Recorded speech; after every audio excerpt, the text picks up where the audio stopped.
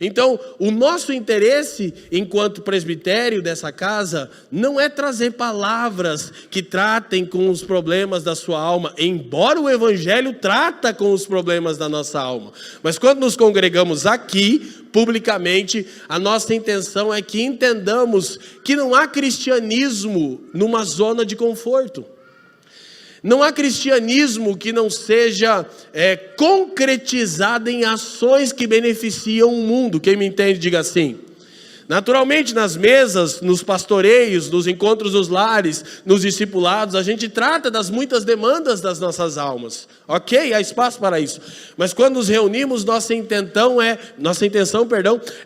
aperfeiçoar os santos para o cumprimento da sua vocação. Sempre dizemos aqui que nós não somos chamados a apacentar pecados e a administrar crises. Nós somos chamados a aperfeiçoar os santos que estão cumprindo a sua vocação. Amém? Quem apacenta pecado e administra crise é psicólogo. E que Deus os ajude. Pastores aperfeiçoam os santos para o cumprimento da sua vocação. Então, se Cristo encarnou, nós precisamos encarnar e entrar no mundo caótico de outras pessoas. Assim como o nosso Senhor se esvaziou da sua glória e entrou no meu mundo de pecado e de imundícia, no seu mundo de pecado e de imundícia para nos redimir, nenhum de nós nessa manhã tem o direito de dizer: eu não me sinto chamado para lidar com esse tipo de gente ou com esse problema social. Não existe isso. A igreja precisa encarnar e entrar nos lugares mais tenebrosos e onde houver mais trevas. É ali que você tem que encarnar. Por encarnar eu estou dizendo que não basta orar para que Deus socorra os necessitados, ou para que Deus salve os homoafetivos, ou qualquer coisa, e não basta enviar recursos financeiros, você precisa ir, porque Jesus não orou e nem enviou uma oferta para nós, Ele encarnou e entrou no nosso mundo de caos. Amém? Já estamos começando bem a mensagem, né? Aperta o cinto e em caso de despressurização, máscaras de oxigênio cairão aqui para cada um poder usar. Então, quando a gente fala de uma mente cristã, a gente está falando da igreja como a consciência da nação. Vamos dizer juntos? A igreja. Amém. Então, o nosso intuito é pensarmos, à luz da palavra, nos muitos desafios da sociedade atual. De novo, por quê? Porque não há cristianismo bíblico em zona de conforto. Duas coisas que precisam estar claras para nós. Porque a missão de Cristo modela a nossa missão. Assim como Cristo, nós temos que encarnar e entrar no mundo caótico de outras pessoas. A primeira maneira que os discípulos foram chamados foi os do caminho. Ser um discípulo de Cristo pressupõe estar em movimento e constantemente entrando em mundos caóticos de outras pessoas, assim como o Cristo entrou no seu e no meu mundo caótico. Amém? Glória a Deus. Então, para isso, a gente precisa de uma mente cristã. Ou eu poderia falar de uma mentalidade cristã. Mentalidade não é o que você pensa ou o que eu penso. Mentalidade é um pensar coletivo, é o resultado daquilo que nós pensamos juntos sobre um determinado tema. Ontem no Partir do Pão, nós elencamos o texto de Atos 4:32, quando a Escritura diz: da multidão dos que creram, uma era a mente e um só o coração. Diga, uma só mente, um só coração. Então, para que tenhamos uma só mente, nós precisamos crer na mesma verdade. Nós precisamos pensar nas coisas em unanimidade. Então, mentalidade não é o que eu penso sobre algo. Para que tenhamos mentalidade de reino, precisamos de uma comunidade que pensa junto sobre algo com base nos pensamentos revelados de Deus, da sua palavra. Mentalidade é o pensar coletivo de um povo. Essa mentalidade coletiva, nós vamos terminar a mensagem, vocês vão se lembrar disso observando. Nós olhamos para a sociedade, então nós analisamos cuidadosamente os muitos problemas da pós-modernidade, os muitos desafios, a injustiça, a miséria, a pobreza, as causas muito complexas.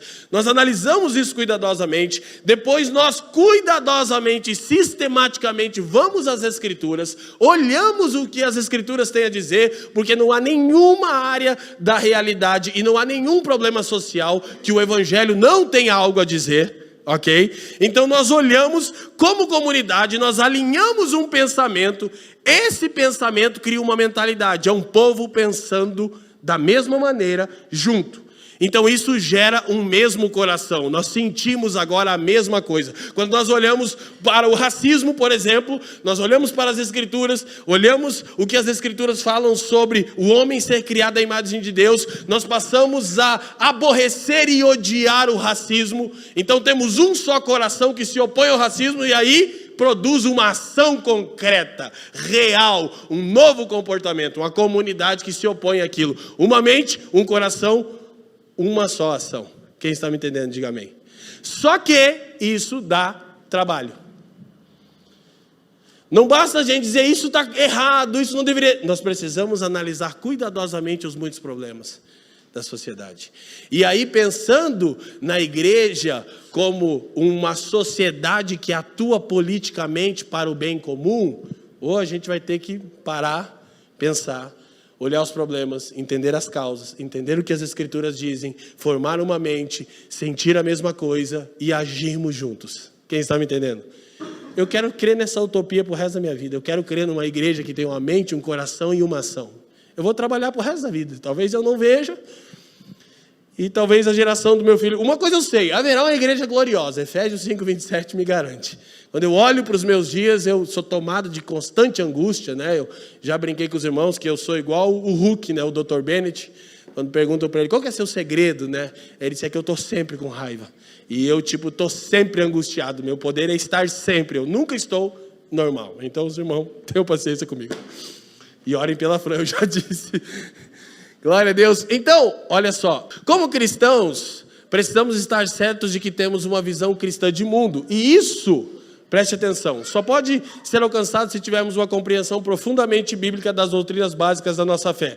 Quero que leiam junto comigo a sentença final. Vamos lá. Apenas isso de uma simplificação ingênua e de um senso de desespero. Então, se nós não tivermos uma firme convicção de que estamos pensando o mundo da forma que Deus pensa, uma cosmovisão cristã, o tema do nosso próximo fórum, é por isso que as mulheres da família dos que creem, a grande maioria estão estudando as bases da fé cristã, a gente tende a ficar nos extremos, ou simplificações ingênuas, ou desespero, ou sucumbimos ao desespero. Muitas vezes as pessoas olham problemas sociais e de novo, e novamente. Por que mesmo que a gente tem que falar disso? Porque Cristo encarnou, e você não tem o direito de ficar sentado na cadeira para sempre. Você e eu precisamos encarnar e entrar numa sociedade e no mundo de pessoas que está em causa, amém? Porque Jesus disse, assim como o Pai me enviou, eu os envio ao mundo, ok? E é justamente por não sermos deste mundo que somos enviados para este mundo. É por pensarmos de maneira transcendental que nós temos a solução para o mundo que perece. Esse mundo moderno, ele tem duas bases gerais de pensamento. Primeiro, a pós-modernidade, que dito de maneira objetiva é a incredulidade quanto a um Deus criador e quanto à verdade universal. Então, os pós-modernos não acreditam em nada, só em si mesmos, ok? Segundo, é o pensamento deísta. Já ensinei isso várias vezes no meu livro Evangelho Completo, eu trabalho isso mais profundo. É aquela crença que há um Criador, onde ele foi? Embora. Então, desde lá de Immanuel Kant, René Descartes, Isaac Newton e Cia Limitada, o mundo é deísta, é um cristianismo de um Deus reduzido. Alguém criou tudo isso? Criou e foi embora. Então, no fim das contas, para deístas e para pós-modernos, a gente está sozinho. Pós-modernos acreditam que era uma ameba, uma explosão, né, tal. Enfim, E já deístas acreditam que Deus criou e foi embora, né? Que Deus é um tipo de relojoeiro. Isaac Newton, quem disse isso? Ele criou o relógio, deu corda e foi embora, agora o relógio não precisa mais dele. Então o mundo atual tem um senso de desespero, porque ele fica olhando os problemas sociais e a gente, por exemplo, a gente vai combater o racismo. O que a gente promove? Racismo. É muito louco. Como que é a luta contra o racismo? Odiar os brancos. Está meio errado isso, né? Então, assim, a gente precisa ter um pensamento, olha para mim, transcendente.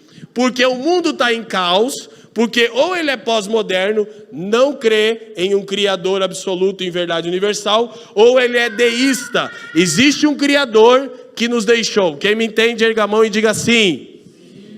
Então esse mundo fica tentando achar aqui, nesse universo fechado, a solução. Não tem como. Eu identifico o racismo como um problema. Eu preciso me opor a ele, mas sem transcendência eu promovo mais racismo. Eu identifico a miséria como um problema, mas sem transcendência eu promovo o socialismo. A melhor coisa que sai de um engajamento contra a miséria sem transcendência é o comunismo. Que droga! Quem está me entendendo? Agora os cristãos têm outra base para pensar o mundo.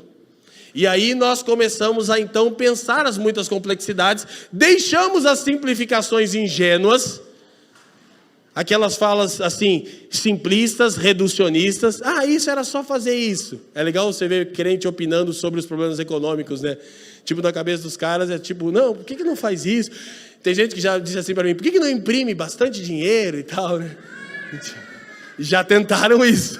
É bem complexa essa conversa aí, né? Então, assim, não é tão simples. Ou o senso de desespero, que muitos estão sucumbindo. Eu quero, como parte do time de pastores dessa casa, eu quero te abençoar com paz, se você tem sentido muita ansiedade por esses dias, amém? No nome de Jesus, que tem irmão que está sucumbindo ao desespero, está vendo o caos e diz, meu Deus, só piora. Mas nem os piores dias do mundo ofuscarão os melhores dias da igreja, amém? Trigo e joio vão crescer, vão. Nosso foco é no trigo. Glória a Deus. Amém? Então a gente rompe com essa coisa simples. Então 5 fundamentos de uma mente cristã. Deixa eu relembrar isso aqui. A gente quer ter uma comunidade que pensa, sente e age em unanimidade. Amém? Diga comigo, pensar, sentir, agir de maneira unânime. Então, a gente embasado no Evangelho quer pensar 5 fundamentos básicos de uma mente cristã. Próximo, por favor. Inclusive, Felipe Bartoszewski me disse que esses temas serão os temas estudados na escola teológica novamente no primeiro semestre do ano que vem. A gente vai estudar essa temática aqui. Então, o que precisamos para uma mente cristã? O que é uma mente cristã? É quando nós pensamos juntos para agirmos no mundo. E por quê? Porque Cristo encarnou, não temos o direito de deixarmos o mundo ir à bancarrota sem nos envolvermos com ele. Então a gente precisa de uma doutrina mais plena sobre Deus, uma doutrina mais plena dos seres humanos, uma doutrina mais plena de Cristo, uma doutrina mais plena da salvação, uma doutrina mais plena da igreja. Então a gente precisa aprofundar a nossa compreensão sobre Deus, sobre os homens, sobre Cristo, sobre a abrangência da salvação e sobre a natureza, vida e vocação da igreja. Amém?